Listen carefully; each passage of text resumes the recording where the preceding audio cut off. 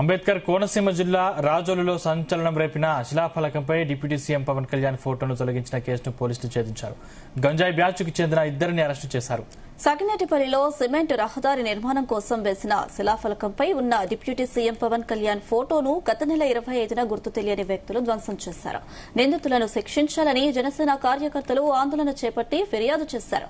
దర్యాప్తు చేపట్టిన పోలీసులు స్థానికులైన ధర్మరాజు, యశ్వంత్ అనే యువకులు ఆ రోజు మద్యం, గంజాయి సేవించి శిలాఫలకంపై దుర్చర్యకు పాల్పడినట్లు గుర్తించారు. అంతర్వేది వద్ద వీరిని అరెస్టు చేసిన క్రమంలో 4 కేజీల గంజాయి సహా హైదరాబాద్ కు ప్యాకెట్ల రూపంలో తరలిస్తున్న మరో 5గురు పట్టుబడ్డారు. రాజోలు పరిసర ప్రాంతాల్లో గంజాయి వ్యవహారాలతో సంబంధం ఉన్న మరికొందరిని సైతం అరెస్టు చేస్తామని సీఐ సురేష్ బాబు తెలిపారు.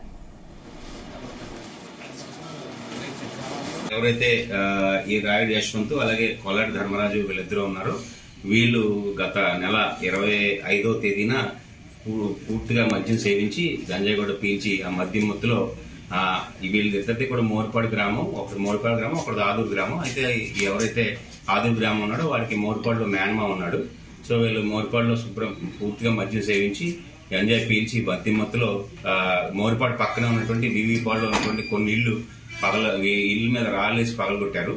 తర్వాత మళ్ళీ అక్కడి నుంచి బయలుదేరి సగినేటిపల్లి వైన్ షాప్ దగ్గరికి వెళ్లి ఆ వైన్ షాప్ దగ్గర మార్కెట్ దగ్గర ఉన్నటువంటి వైన్ షాప్ దగ్గర మద్యం సేవించి అక్కడ వస్తా ఆ పక్కన ఉన్నటువంటి పవన్ కళ్యాణ్ గారి బొమ్మను డ్యామేజ్ చేయడం, అక్కడి నుంచి మళ్లీ వచ్చి మోర్పాడు ఉన్నటువంటి పవన్ కళ్యాణ్ గారి బొమ్మను డ్యామేజ్ చేసి ఎవరికాల ఇంటికి వెళ్ళిపోయారు.